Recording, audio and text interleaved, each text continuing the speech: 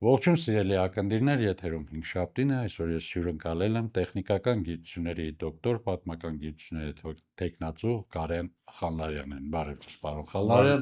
շնորհակալ եմ հրավերն ընդունելու համար։ Պարոն Խանլարյան, խոսենք այսօր հիմնականում Իսրայել-Իրան հակամարտության մասին, վստահ եմ հետևում եք ձեր ուսումնասիրությունների եւ ձեր ուրեմն հրապարակումներից ելնելով եմ ես դա ասում, հուսամ հետևում եք եւ այսօր փորձենք մենք հասկանալ այս հակամարտության մի փոքր ավելի խորքերը։ Արդյոք սա այն է, որ միայն իրար վրա կրակում են ինչ-ինչ բաներից ելնելով, թե կա Իսրայել-Իրան հակամարտության այլ ավելի խորքային պատճառ, ընդհանուր ազգային կամ կրոնական։ Շատ խորքային հարց է սա եւ ես կփորձեմ Հակամարտությունը նկատի ունեք, այո։ Տեսեք, Իսրայելը հիմնավորեց իր հարձակումը որպես նախազգուշական կամ զսպվածության հրավիրելու նախաքայլ կամ այդպես մի բան, հիմնավորելով, որ միջուկային հարցերի հետ կապված բանակցությունները չեն հասել ցանկալի արդյունքների, հետևաբար ինքը նախազգուշացման համար այդ քայլի ձեռնարկեց, ահաբեկչության ենթարկելով Իրանի հիմնականում զինվորական եւ գիտական լավագույն շրջանակներին եւ այլն։ Եվ հետո էլ անմիջապես լայնամասշտաբ օդային հարձակումներ եւ նման բաներ։ Սա ես կարծում եմ առաջին հերթին Իսրայելի կողմից այդ բանակցային գործընթացի մեջ ինչ-որ խոչընդոտներ առաջացնելու կամ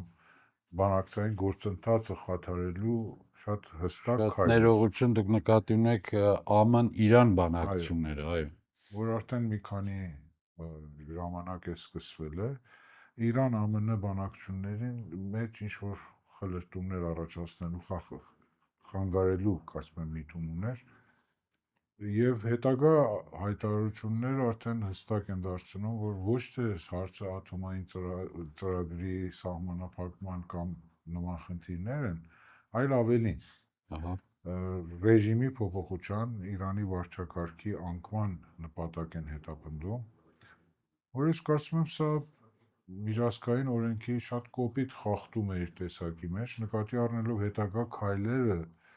Իսրայելի կողմից Իրանի հեռուստատեսության շենքի ռմբակոծումը, հրթիռակոծումը կամ ասենք ատոմական արդյունաբերության կետերի խոցելը, սրանք բոլորը ցույց են տալիս, որ Իսրայելը հատում է եւ կհատի, կարծում եմ, ապագայում եւս բոլոր թույլատրելի գծերը եւ իր խնդիրը Իրանի ոչնչացման հարցն է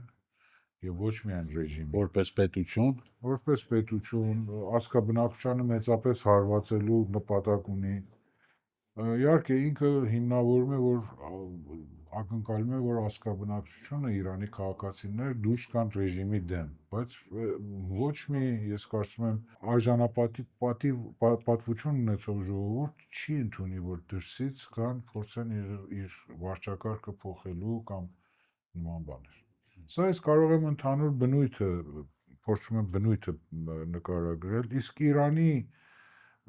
խնդիրը իմ կարծիքով բնական պաշտպանության իրավունքն է, որ նա օգտվում է իր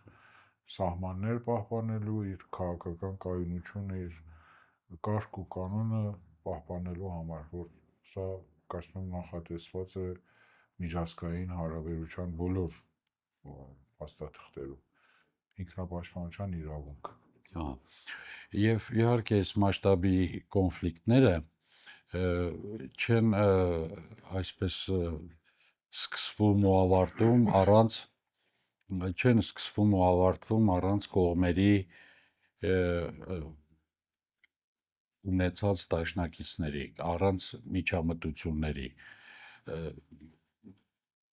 Ովքեր են այս դեպքում Իսրայելի եւ ովքեր Իրանի դաշնակիցները։ Եթե մանավանդ նկատի ունենանք, որ Իսրայելը ենթադրենք խնդիր է դրել ուղղակի Իրանը որպես այդպիսի պետություն տարածաշրջանից վերացնելու, որպես ուժեղ պետություն թուլացնելու, Տեսեք, դաշնակիցներ զուտ տեխնիկական առումով ունեն երկուսն էլ, բայց նպատակների առումով, թե որն է այս կոնֆլիկտի, այս առճակատման նպատակ, ես կարծում եմ այդ դաշնակիցների օժանդակելու, սատարելու տեսակի մեջ ինչ-որ տարբերություններ կարելի է ուրվագծել։ Զուտ տեխնիկապես դե գիտեք ԱՄՆ-ն, ՆԱՏՕ-ն, սրանք բոլորը անգլիական ուժերը եւ այլն, սրանք բոլորը սատարում են, աջակցում են Իսրայելին։ Բայց եթե Իսրայելի այն նախնական պրոպագանդայի համեմատ նպատակը լիներ Իրանի միջուկային ծրագրի սահմանափակում եւ այլն, ես կարծում եմ այդ դաշնակիցները լիաթոք կաջակցեին։ Բայց արդեն ակնհայտ է, որ Իսրայելը փորձում է խառնվել մի այլ երկրի քաղաքական կամ հասարակական, սոցիալական կյանքի մեջ եւ այդ միջամտությունները արդեն ասում եմ միջազգային հարաբերությունների կոպիտ խախտում են նշանակում։ Ես չեմ կարծում, որ այս դեպքում եթե նպատակը արդեն այդպեսին է հայտարարում Իսրայել, ես չեմ կարծում, որ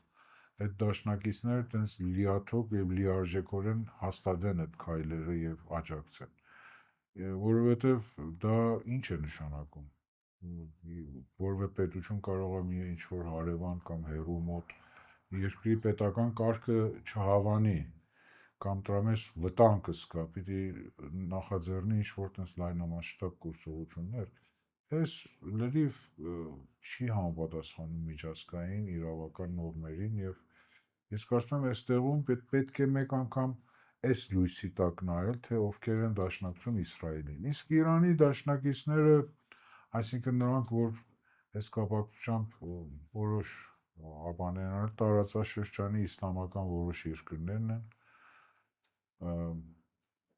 Պակիստանը եւ այլն, Ռուսաստանը կարելի է համարել, Նրանք, որոնք դատապարտեցին Չինաստանը, Ռուսաստանը, այո, Չինաստանը, դրանք դատապարտեցին, բայց գործնական տեխնիկապես ինչ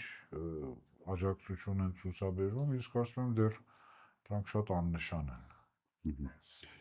Խոսեցինք դաշնակիցների մասին, դաշնակիցները երևում են նաև, այսպես ասեմ, լրատվության ասպարեզում, քարոզչության մեջ, օրինակ պարզորոշ զգացվում է, որ արևմտյան քարոզչությունը ամբողջությամբ Իսրայելամետ, Իսրայելի քաղաքականության կողքին կանգնած, փոխարենը շատ ավելի կծկտուր են Իրանի, այսպես ասեմ, դաշնակիցների, այս պահի դաշնակիցների ուրեմն հրապարակումները, որոնք այս կամ այն չափով կամ ամբողջությամբ պաշտպանեին Իրանի այսօրվա ուրեմն պատասխանը Իսրայելին։ Ես կարծում եմ Իսրայելի այս հարձակումը վաղուց ծրագրված Ես որ ասում եմ քարոզչությունը, ես այդ դաշնակիցների մեջ եկեք նկատի ունենանք նաև Հայաստանին ինչ որտեղ, որովհետև մեր հարևան որպես երկիր, մեզ համար տնտեսապես ուրեմն կենսական նշանակություն ունեցող երկիր, նաև ինչ որտեղ բնական դաշնակից, այսպես ասեմ, նաև Հայաստանի մամուլում այսպես ոչ լիաթոք, ոչ ամբողջական քարոզչություն այս ուղղությամբ։ Այո, տեսեք, ես ուզում եմ այս նախհաստատել, որ այս պատերազմը նախապես ծրագրված եւ հաշվարկված գործ է եւ այդ թվում նաեւ տեղեկատվության, քարոզչության ամբողջ մեդիան դաշտը նախատեսված եւ նախկացում եմ ծրագրված է հատուկ ռեժիմով աշխատելու եւ ի նպաստ Իսրայելի քաղաքական ռազմական նկրտումներին աշխատելու խնդիր կա։ Եվ սա նորություն չի, սիոնիստական աստիճան տակ են բազմաթիվ լրատվամիջոցներն աշխարհում եւ այս դեպքում էլ աշխատում են կամ անում են այն ինչ որ պետք է անեն։ Եվ վճարվում են, կարելի ասել, շատ բնականաբար։ Իսկ Իրանի տեղեկատվական արշավը այս կապակցությամբ հաստատ չի մրցակցելու սիոնիստական այդ լայնամասշտաբ գործի հետ չի կարող մրցակցել։ Կա որոշ տեղեկատվական դաշտ գոյություն ունի դեռ, որ դրանցից կարելի է ստանալ որոշ տեղեկատվություն, օբյեկտիվ տեղեկատվություն ես նկատի ունեմ, իսկ պրոպագանդայի կամ քարոզչության հաշվով դրանք ուղղակի կապված են արդեն լրատվական միջոցների հետապնդած քաղաքականությանը եւ ոչ միշտ է որ Իրանին կարող են այս դեպքում պրոպագանդայի առարկա դարձնել, իսկ տեղեկատվությունը որպես օբյեկտիվ եւ ճիշտ կամ չէ հավաստի տեղեկատվություն այսօր աշխարհում իհարկե շատ քիչ աղբյուրներ կան եւ մեդիա է զբաղվում այս հարցով։ Հայաստանը կարող է այս կապակցությամբ ունենա նշանակալի դեր եւ հուսամ, որ Հայաստանի ԶԼՄ-ները այս կապակցությամբ ավելի ակտիվանան, քան եղել են մինչեւ այսօր 57-րդ օրը։ Պարոն Խանարյան, ԱՄՆ նախագահ Թրամփը իր պաշտոնամուտի օրերին հայտարարեց որպես թիվ 1 թշնամի Չինաստան։ Հիմա բանակցություններ են գնում Իրանի հետ միջուկային այդ ծրագրի կարգավորման, ասեմ, դաղեցման կամ կասեցման շուրջ եւ պատերազմ Իրանում զուգահեռ։ Հայկական մամուլում ես հանդիպեցի հրապարակումների շատ լավ վերլուծություններ ըստ իս, որ իրականում այստեղ Իրանը կարծես դեռ միջանկյալ դերում է եւ բուն կոնֆլիկտը ամերիկա-չինական հակամարտությունն է, որ այս փուլում դեռևս հասել է մինչև Իրան։ Ինչ դեր ունի Իրանը ըստ ձեզ Չինաստանի համար աշխարհաքաղաքական իմաստով, տնտեսական իմաստով եւ արդյոք ճիշտ է այս իմ նշած վերլուծության մեջ, որ Իրանը ենթադրենք Չինաստանի համար շատ կարևոր երկիր է նախևառաջ որպես շուկա, որպես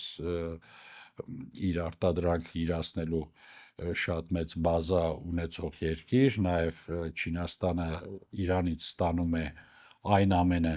ինչ որ աշխարհում արգելված է ստանալ Իրանից, այդ թվում վառելիք եւ այլն, արդյոք այս պատերազմը հենց այդ առաջին փուլը չէ Ամերիկայի եւ Չինաստանի միջև այդ մեծ հակամարտության։ Դա կարող է եւ հավանաբար առարկայական խնդիր է, որ դուք նշում եք։ Ես դրանք ավելացնեի նաեւ Իրանի կարևոր դերը որպես հաղորդակցողի հյուսիս-հարավ այդ առանցքի ձևավորման հարցում, որտեղ նաեւ Հայաստանն է արծարծվում որպես այդ շղթայի օղակներից մեկը։ Այդ հաղորդակցուղու նկատի ունեք Միջանցք եւ այլն։ Հիմա Միջանցքը դա տեսակներից մեկն ամեծը որպես հաղորդակցական ուղի կամ հաղորդակցուղի, ինչպես կարելի ասել, Իրանի դերը շատ է մեծանում տարածաշրջանում եւ Չինաստանի հաշվին եւ Հնդկաստանի առումով սա այն առանցքն է, որի վրա ես կարծում եմ շահագրգռված են տարածաշրջանի բազմաթիվ պետություններ, տերություններ եւ այլն։ Բայց որ Իրանի մասին ենք մենք խոսում, ես սա ուզում եմ ստեղ հստակեցնել։ Մենք խոսում ենք հզոր Իրանի մասին, հողային ամբողջականությամբ եւ ինքնիշխանությամբ հզոր եւ զարգացման հեռանկար ունեցող Իրանի մասին։ Այն կուրսը, որ այսօր գնում է Իրանի դեմ, անձինս Իսրայելի, դա ռեժիմ change-ն է, այսինքն ռեժիմի փոփոխությունն է։ Ես հավատացած եմ եւ կարող եմ ապացուցել, որ Իրանի Իսլամական Հանրապետությունը Իրանի հողային տարածքային ամբողջականության տեսակետից ալտերնատիվ չունի։ Որևէ ռեժիմ, որ ես պատկերացնում եմ, դեմոկրատական, չգիտեմ, թագավորական եւ այլն, եթե լինի փոխարինվի Իսլամական Հանրապետության հետ, Իրան կկանգնի հողային ամբողջականության շատ լուրջ խնդիրների դեման, նկատի առնելով այն բոլոր սեպարատիստական շարժումները, որ դրսից հրահրվում են Իրանում, պանթուրքիստական, քրդական, արաբական, բելուչական եւ այլն, այս բոլորի մասին մենք արդեն գիտենք։ Այս սեպարատիստական շարժումները թեև չունեն համապատասխան ժողովրդականություն Իրանի մեջ, այնուամենայնիվ որպես քաղաքական լծակ եւ որպես քարոզչություն եւ որպես հենց ակցիա կարող են նման ռեժիմ չենջի պայմաններում Իրանին տանեն լուրջ վտանգների, կանգնեցնեն լուրջ վտանգների առաջ։ Ես կարծում եմ, այս խնդիրը կարծում եմ, ենթադրում եմ, որ արևմուտքը, հավաքական արևմուտքը գիտակցում է, ի տարբերություն Իսրայելի։ Այսինքն հավաքական արևմուտքը կարծում եմ վերլուծություններից է այդպես թվում, որ լավ է գիտակցում, որ նման դեպքում ռեժիմ չենջի կոպիտ պարտադրման դեպքում Իրանը կարող է հզոր Իրանի փոխարեն գոյություն ունենան մի քանի պետություններ ավելի ծայրահեղական իրենց ազգային կամ կրոնական ձգտումներով կամ նպատակներով ավելի վտանգավոր տարածաշրջանի համար, քան Իրանի Իսլամական Հանրապետությունն է, որ ճիշտ հակառակ ուղղությամբ է ընթացել վերջին տարիներին, փորձել է խաղաղության պրոցեսներին դրականորեն ներկայանալ եւ այլն։ Այս գիտակցությունը ես կարծում եմ արևմտյան շրջաններում արևմտամետ քաղաքական վերլուծաբանների մոտ գոյություն ունի։ Թե սա ինչքան կվերաճի որպես քաղաքական, պետական քաղաքականություն եւ հատկապես այս օրերին Իրանի դեմ ձևավորվող այդ բանի ճակատի իմաստով ես լավատես եմ, չեմ կարծում նման մի բան ձևավորվի, որովհետեւ կարծում եմ այդ տենց մի Իրան ընդհանրապես տարածաշրջանի համար կարող է լինել պայթյունավտանգ եւ չափազանց վտանգներով ու սպառնալիքներով լեցուն մի համակարգ։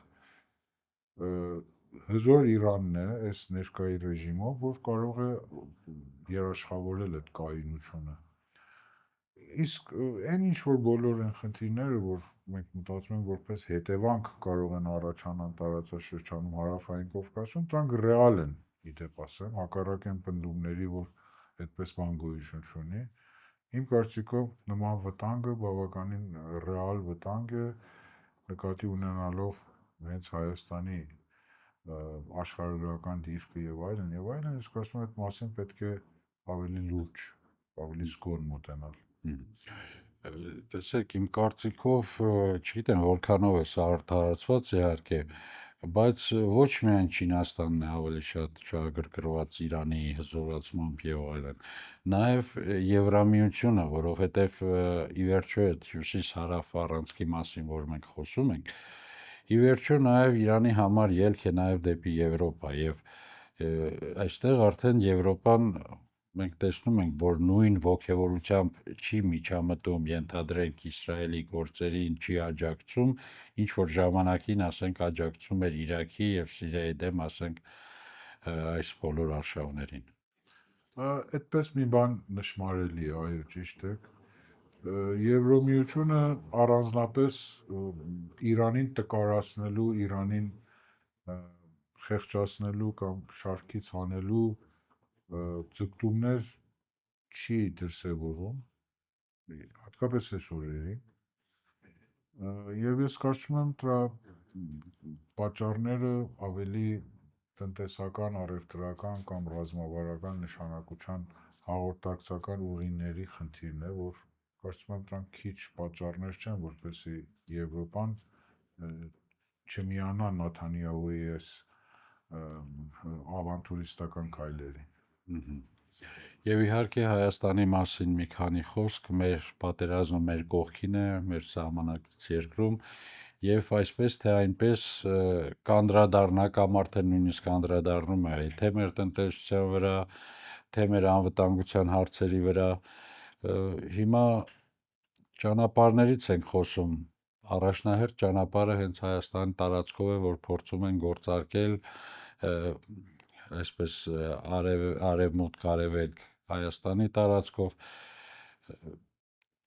Կարողանա արդյոք Հայաստանը, որտեղ իդեպ ձեր բառով ասեմ ռեժիմ չենջ եղավ 218 թվականին եւ շատ բաներ փոխվեցին Հայաստանի թե քաղաքականության մեջ, թե տնտեսության ամեն ինչում,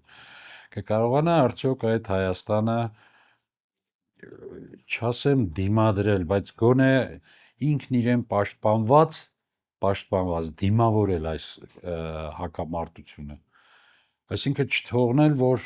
դա ճակատագրական լինի մեր երկրի համար, ընդհանուր մեր անկախության կամ մեր գոյության։ Իհարկե դա շատ բարդ խնդիր է Բնականաբար Հայաստանը պետք է կարճած լինի նախ եւ առաջ իր զինվորական կորովին, իր ռազմական ուժին։ Ինչքան էլ մտածենք դա համեստ է, փոքր եւ այլն, բայց Տերը մի արածել նման սցենարների բռնի իրականացման դեպքում, այսինքն ես նկատի ունեմ Սյունիքի, Միջանցքի եւ այլն, նման դեպքերում ամեն դեպքում պետք է կարճած լինի նախ եւ առաջ իր զինվորական, իր ռազմական ուժին, որը այդ դիմակայության կամ այդ դիմադրության դեպքում հաստատ կլինեն դաշնակիցներ։ Ներկա քաղաքական աշխարհը հենց այդպես առևտուրի խնդիրներ են, եթե պետությունները նկատում են, որ դու ամուր կարճացես քո սկզբունքային մոտեցումներին եւ դիմադրում ես, պատրաստ ես դիմակայել, ամեն Հենց սեփական շահերից ելնելով քեզ դաշնակից են դառնում։ Այո, սկսում են օժանդակել, աջակցել եւ այլն, դաշնակցել միջև իսկ։ Ես կարծում եմ նման հնարավորություն իհարկե կա Հայաստանի համար։ Իդեպ ասեմ նաեւ, որ այս բոլոր 7 օրվա պատերազմի ընթացքին, որ Իրանի եւ Իսրայելի մեջ են տանում, այս պատերազմին մասնակցում է Իրանի, ասենք, հեղափոխության պահապանների կորպուսի 1 դիվիզիան, օդատիեզերական կամ տիեզերաօդային ուժերն են այս պատերազմի մեջ մտած։ Մյուս ուժերը Իրանի ցամաքային ծովուժ, օդուժ եւ այլն, սրանք նույնությամբ առկա են։ Եվ կարծում եմ նրանք ելնելով նախկինում կարմիր գծերի մասին իրենց հայտարարած ռազմավարությունից, իհարկե դեմ կլինեն նման աշխարհաքաղաքական փոփոխությունների, որ մենք պատկերացնում ենք Հայաստանի դեպքում։ Ես այս հարցի վրա չեմ տարակուսում, որ տենց հեշտ չի լինելու Հայաստանի նկատմամբ ագրեսիա իրականացնելը, բայց նաև չեմ բացառում դրա հավանականությունը եւ վտանգը, որ պետք է լրջորեն հաշվի առնել։ Շնորհակալ եմ հետաքրքիր զրույցի համար։ Կհանդիպենք, սիրելի բարեկամներ։